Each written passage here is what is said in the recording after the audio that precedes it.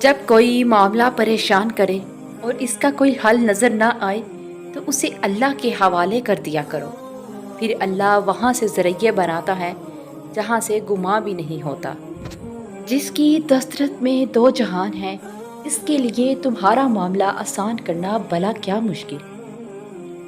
معجزے ہوتے ہیں، دعائیں بھی قبول ہوتی ہیں اور آزمائشوں کا اجر بھی ملتا ہے، بس اللہ کے کن کہتے ہی اور وہ کن تمہارا یقین کہلواتا ہے۔ بس تھوڑا اور انتظار، مقررہ وقت پر تمہیں بھی ہے بہترین ملنے والا۔ لوگوں نے کہا جو تم مانگ رہے ہو یہ ناممکن ہے اور تم نے مان لیا اور اللہ سے مانگنا چھوڑ دیا۔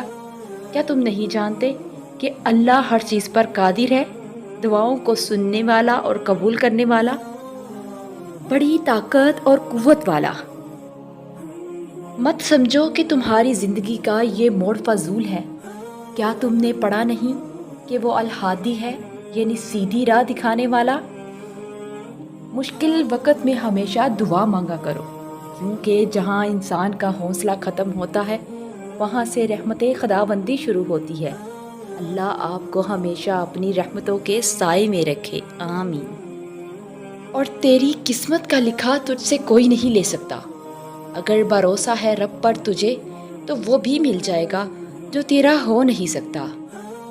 مشکل حالات میں اگر ہمت ہار کر مایوس ہو جاؤ گے تو پھر اللہ تمہیں تمہارے حال پر چھوڑ دے گا، لیکن مشکل حالات میں اگر اللہ کی حکمت پر یقین رکھ کر صبر کرو گے، دعا مانگو گے تو وہ رحمان اپنی رحمت سے تمہیں تھام لے گا، سمیٹ دے گا، پھر جلد ہی تمہارے سارے شکوے اور پریشانیاں شکر میں بدل جائیں گے، کیونکہ جب وہ تھام لیتا ہے تو کوئی گرا نہیں سکتا اور جب وہ سمیٹ لیتا ہے تو کوئی بکھیر نہیں سکتا۔ تقدیر اور قسمت سے زیادہ طاقت دعا میں ہوتی ہے جو عرش تک کو ہلا سکتی ہے، اور دعا وہ طاقت رکھتی ہے جو آپ کے نصیب میں نہیں ہے اسے بھی آپ کا کر سکتی ہے۔ اور اگر آپ کو لگے کہ کوئی چیز تقدیر میں نہیں بھی لکھی تو پھر بھی دعا کرنی چاہیے، کیونکہ تقدیر کے سامنے ہم بے بس ہیں، تقدیر لکھنے والا نہیں۔ اور دعا تو تقدیر کو اس وقت بھی بدل سکتی ہے جب وہ فیصلہ کن مراحل میں داخل ہو چکی ہو۔